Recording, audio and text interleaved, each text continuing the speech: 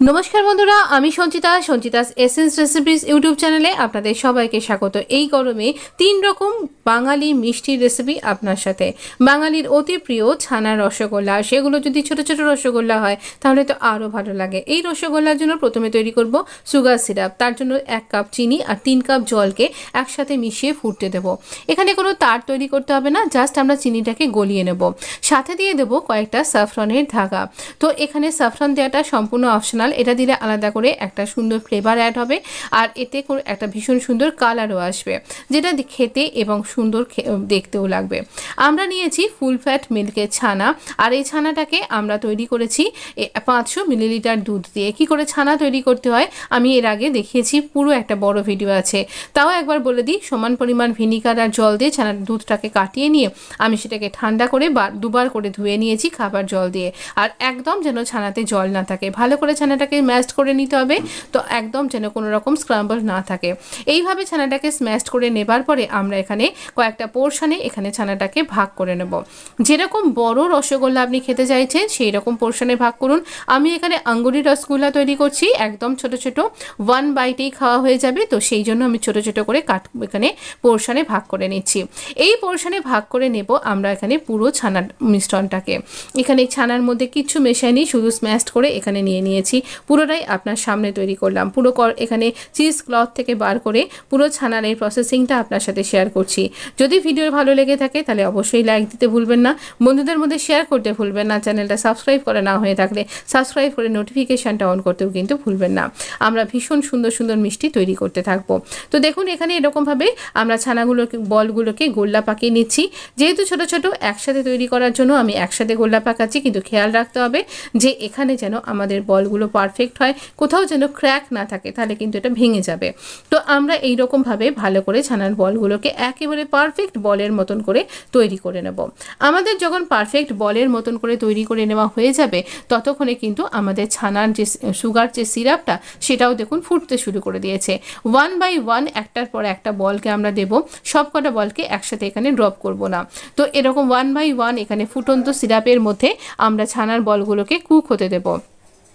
এখানে হাই ফ্লেমে এটা কুক করতে হবে এবং সমস্ত বলগুলো দিয়ে দেওয়ার পরে আমরা এখানে চাপা দিয়ে একটু ফাঁক রাখবো আর হাই ফ্লেমে আমরা 10 মিনিট অ্যালার্ম দিয়ে এরকমভাবে কুক করব। তারপরে আমরা মিডিয়াম আঁচে এটাকে আরও 10 মিনিট কুক করব। এবার একটা প্রসেস আপনি দেখতে থাকুন। যখন এই দুটো প্রসেসের মধ্যে আরও 10 মিনিট মিডিয়াম ফ্লেমে কুক করব, সেই ফাঁকে আমি একটা সুগার সিরাপ তৈরি করেছি, 4-5 চামচ চিনি দিয়েছি আর জলটা যেহেতু কমে গেছে সেই জন্য আমি এখানে সুগার সিরাপটা অ্যাড করব, যাতে এখানে সুগার সিরাপের ব্যালেন্সটা ঠিক থাকে এবং আমাদের এই রসগোল্লাগুলো পুরোপুরি রসের মধ্যে থাকে, নাহলে তলায় আটকে যেতে পারে। দেখুন রসগোল্লা পারফেক্ট হয়ে গেছে। এবার ঠান্ডা কিংবা গরম আপনি সার্ভ করতে পারেন। ভীষণ সুন্দর। শেষ পাতে একটু মিষ্টি না হলেই আমাদের বাঙালির চলে না, তাই শেষ পাতে এই মিষ্টি মুখের জন্য এই আয়োজন। চলুন তৈরি করব আরও একটা দুধের তৈরি মিষ্টি। প্রত্যেকটা মিষ্টিতেই মেন ইনগ্রিডিয়েন্টস হচ্ছে কিন্তু আমাদের মিল্ক, এবং সেটা ফুল ফ্যাট হতে হবে। এখানে নিয়েছি, কড়াইটাকে গরম করে নিয়ে একটু জল দিয়ে দিলাম যাতে আমাদের দুধটা কড়াইতে আটকে না যায়। আর এখানে কড়াইটা গরম হওয়াটাও দরকার। 1 লিটার দুধকে আমি আগে থেকেই এই রকম করে রিডিউস করে নিয়েছি আর সেটাকে আমি একদম 500 মিলিলিটারে নামিয়ে এনেছি, যাতে একটু সময়টা বাঁচে আমাদের দুজনকারই। তো এই রকমভাবে এটাতেও দেখুন বাবলস আসা শুরু হয়ে গেছে। যেহেতু কড়াইটা গরম ছিল, আমরা তলাটা স্ক্র্যাপ করে করে ক্রমাগত নাড়তে থাকবো। এই যে একটা মিল্ক রয়েছে এবং এটা এখনও পর্যন্ত লিকুইড ফর্মেই রয়েছে, যতক্ষণ না এটা সলিড ফর্মে না আসছে ততক্ষণ পর্যন্ত হাই ফ্লেমে আপনাকে একটু হাতের কসরত করে যেতেই হবে। তো আপনি যখন সুন্দর মিষ্টিটা বাজার থেকে দোকান থেকে কিনে খান, তার পেছনে এইরকমভাবেই মানুষের পরিশ্রমটা থাকে। তারাও কিন্তু এরকমভাবে ক্রমাগত নাড়তে নাড়তেই কিন্তু এই মিষ্টিগুলোকে তৈরি করেন। তো আপনিও যখন বাড়িতে ফ্রেশ মিষ্টি আপনার বাড়ির লোককে বা নিজের জন্য তৈরি করছেন, আপনাকেও এইরকমভাবে ক্রমাগত নাড়তে হবে, তবে এই সুন্দর টেস্টি মিষ্টি রেসিপিটা আপনি তৈরি করতে পারবেন। তো আমরা এখানে ক্রমাগত নাড়তে থাকবো। তবে হ্যাঁ, খুব একটা বেশিক্ষণ লাগে না, 10 থেকে 15 মিনিটের মধ্যেই আপনার মিষ্টি কিন্তু রেডি হয়ে যাবে, এইটুকুনি বলতে পারি। তো আর আপনি নিশ্চিন্ত থাকতে পারবেন, আপনার বাচ্চা এবং আপনার বাড়ির বয়স্ক মানুষটাও ফ্রেশ একটা মিষ্টি আপনি তাদেরকে সার্ভ করতে পারছেন। তো এই রকমভাবে পুরো দেখুন ক্রমশ যখন ঘন হয়ে এসছে প্রায়, তখন আমি একটু চিনি দিয়ে দিলাম। 4 থেকে 5 চামচ, ম্যাক্সিমাম 6 চামচ চিনি লাগবে, বেশি চিনি লাগে না। আর ছোট এলাচের গুঁড়ো দিয়ে দিলাম। আমরা বাইরে যখন বেনারস, যখন দেওঘর ইত্যাদি জায়গায় বা অযোধ্যা জিতেও যখন আমরা যাই, সেই সময়তে আমরা যে প্যারাটা খাই বা হরিদ্বারে যে প্যারাটা আমরা খেয়ে থাকি, আপনি যখন বাড়িতে এই প্যারাটা খাবেন তখন কিন্তু আপনার ঠিক সেই টেস্টটা মনে হবে। না, মথুরার প্যারা এটা নয়, সেটা আমি অন্য দিন আপনার সাথে শেয়ার করব। তো এই প্যারা রেসিপিটা কিন্তু ঠিক ওই রকম। এই জায়গাগুলোয় আমার যাওয়া হয়েছিল ভাগ্যক্রমে, সেই জন্য আমি এই জায়গাগুলোর প্যারা স্বাদ চিনি। তো সেই জন্যই আপনাকে এইভাবে এতটা জোর গলায় আপনাকে বললাম। আমারও খাবার পর ঠিক এরকমটাই ফিলিংস এসেছিল। তো অবশ্যই আপনিও ঠকবেন না যদি আপনি ঠিক এই প্রসেসটা অবলম্বন করেন। আপনার হাতটা থামালে চলবে না, তাহলে কিন্তু তলায় লেগে যাবে। খুব একটা সময়ের জন্য একটু হাতটা থেমে গেছিলো আমার, আমি এখানে হাতটা ধরে গেছিলো বলে। তো সেই সময়তে আপনি অন্য হাতে চালাবেন, না হলে কিন্তু লেগে যাবে। তো এই রকমভাবে লেগে গেলে কিন্তু কড়াটা এর স্বাদটা নষ্ট হয়ে যাবে। তো এই দেখুন, এটা ক্রমশ সলিড হতে শুরু করে দিয়েছে। আর আপনি নিজেই বুঝতে পারবেন এটা একেবারে আটা মাখার মন্ডের মতন কিন্তু এটা কড়া থেকে ছেড়ে চলে আসবে। তখনই বুঝতে পারবেন যে এটা একদম রেডি হয়ে গেছে। তো এটা প্রচণ্ড গরম, হাতে দেওয়ার একেবারেই চেষ্টা করবেন না। তো দেখুন এইরকমভাবে প্রায় মন্ডের মতন এটা কিন্তু হতে শুরু করে দিয়েছে। আমি আয়রন কড়াই নিয়েছি যাতে করে এটা একটু স্পিডে তৈরি হয়ে যায় আর একদম পারফেক্টভাবে তৈরি হয়। আমাদের একদম প্যারাটা কিন্তু রেডি হয়ে গেছে। এরপর এটাকে ঠান্ডা করতে দিতে হবে। দেখুন কতটা দুধ নিয়েছিলাম আর কীরকম সলিড ফর্মে চলে এলো। আমি শুধুমাত্র ফাস্ট ফরওয়ার্ড করেছি মাত্র, আপনার সাথে আর কোনো রকমভাবে কিন্তু কাটাছাটা করিনি। আমরা দেখুন এখানে ঘি লাগিয়ে নিয়েছি যাতে করে এর সেলফ লাইফটা আর একটুখানি বেড়ে যায় আর এটা আমার থালাটা থেকে ছেড়ে চলে আসে। আমরা এইভাবে থালার মধ্যে ঢেলে নেব এবং ঠান্ডা করে নেব। একদম প্রপার ঠান্ডা না হলে কিন্তু হাত দেবেন না, হাত পুড়ে যেতে পারে। তাই একদম ঠান্ডা করে নেবেন। এখানে দুধ, চিনি আর ছোটো এলাচের গুঁড়োটা সম্পূর্ণ অপশনাল, দিলে খুবই ভালো লাগে। অনেকে টেস্ট পছন্দ করেন না, তাই বললাম অপশনাল। এতে অসম্ভব সুন্দর স্বাদ হয়, এটুকুনি বলছি। আপনি বাড়িতে অবশ্যই পুজো পার্বণ উৎসব অনুষ্ঠানে বা ভগবানকে নিবেদন করার জন্য আপনি এই ধরনের প্যারা কিন্তু অবশ্যই তৈরি করতে পারেন। এর সেলফ লাইফও কিন্তু বেশ কিছুদিন। যদি এই রকম 40 ডিগ্রি গরমেও যদি আপনি বানিয়ে রাখছেন তাহলেও নিঃসন্দেহে আপনার 2-3 দিন আরামসে চলে যাবে। আর ফ্রিজে রেখে 15-20 দিন আরামসে খাওয়া যাবে। তো অবশ্য করেই কিন্তু এই রকম রেসিপিটা ট্রাই করাই যেতে পারে। তো এই রকমভাবেই ঠান্ডা করে নেব। আর তারপর আমরা এটাকে ভালো করে কড়াইটা চাঁচবেন, তাহলে দেখবেন অনেকখানি এখান থেকে প্যারা বেরিয়ে আসছে। আর কড়াইতেই অনেকখানি লেগেও যায়। এরকমভাবে ঠান্ডা করে নেবার পর কয়েকটা পোর্শনে ভাগ করে নিয়ে আমি এখানে এই রকমভাবে এটাকে গোল্লা পাকিয়ে নেব। তো আমি এখানে খুন্তির সাহায্যে পোর্শনগুলোকে ভাগ করে নিচ্ছি যাতে করে মোটামুটি সমান পরিমাণ পোর্শন আমি করতে পারি। তো আপনি ছুরির সাহায্যেও করতে পারেন। তো এইভাবে আমি এরকমভাবে পাকিয়ে নিয়ে গোল্লা করে নিচ্ছি আর তারপর এটাকে সার্ভ করে দেব। প্যারা কিন্তু এভাবেই তৈরি হয় বিভিন্ন মন্দিরেও। আপনি এখানেও যদি কালীঘাট মন্দিরেও যান বা এখানে দক্ষিণেশ্বর মন্দিরে যান, এই রকম প্যারা কিন্তু আপনি দেখতে পাবেন বা খেতেও পাবেন। ভীষণ সুন্দর খেতে লাগে, দেবতাকে নিবেদন করতেও ভালো লাগে আর তারপর প্রসাদ হিসাবে নিজেদের গ্রহণ করতেও খুব ভালো লাগে। আমি বলবো বাড়িতে একদিন অবশ্য করেই এইরকম প্যারা রেসিপিটা অবশ্যই ট্রাই করতে পারেন। আমাদের প্যারা কিন্তু রেডি হয়ে গেছে। একটু গার্নিশ না করলে কেমন একটা লাগে না? তো একটু গার্নিশ করে দিই আমরা।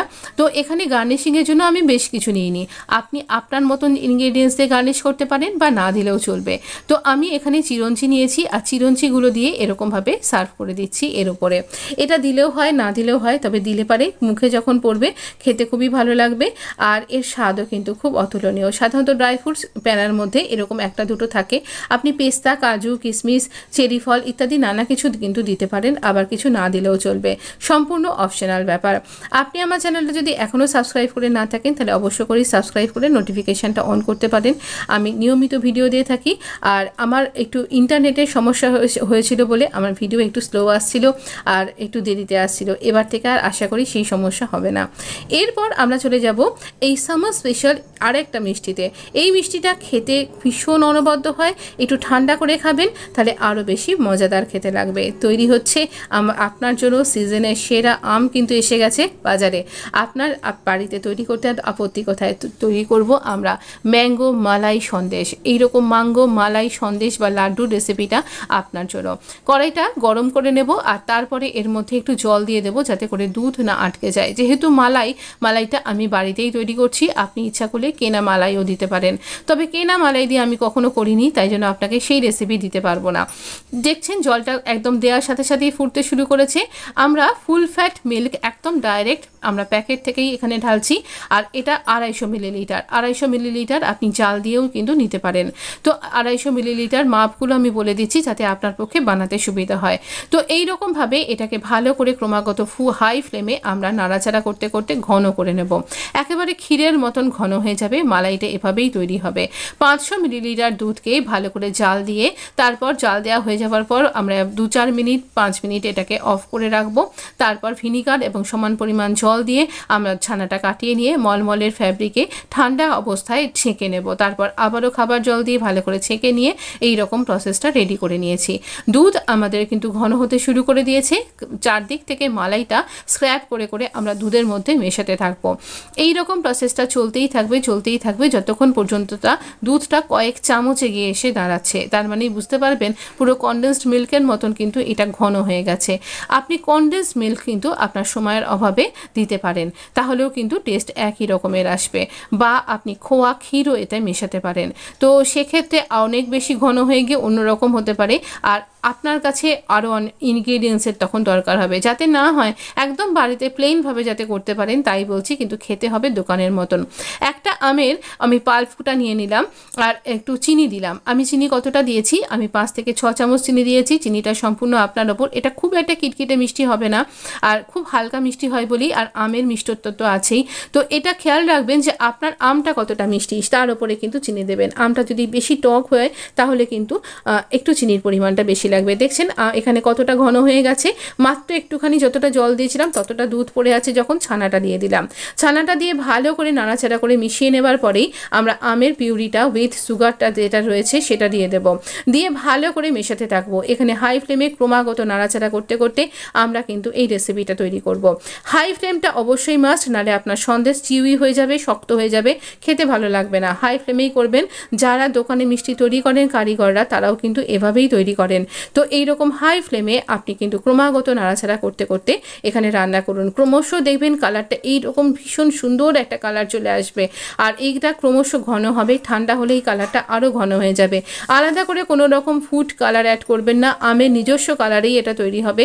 আর এটা অসম্ভব সুন্দর খেতে হয়, আর এর গন্ধ পুরো ম করছে আমার পুরো ঘরটা। তো অবশ্য করি এইরকম একটা রেসিপি মাস্ট। এই সামারে যদি আপনি বাড়ির লোককে এরকমভাবে তৈরি করে খাওয়ান, আমি তো বলবো সবাই ফিদা হয়ে যাবে। এত ভালো খেতে হয়েছিল, পুরো মুখে মিলিয়ে যাচ্ছিল, এতটাই সুন্দর।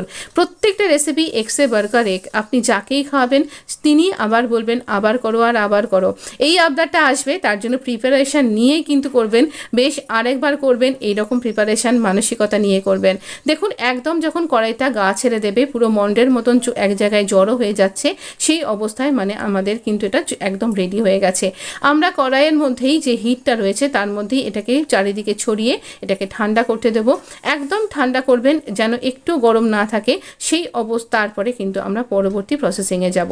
দেখতেই পাচ্ছেন এটা পুরোপুরি তলাটা ছেড়ে যাচ্ছে, আর এটা করতে করতে এতটা হাই ফ্লেমে করেছি চারদিকে একটুখানি আমার এরকম দাগ হয়ে গেছে মতন।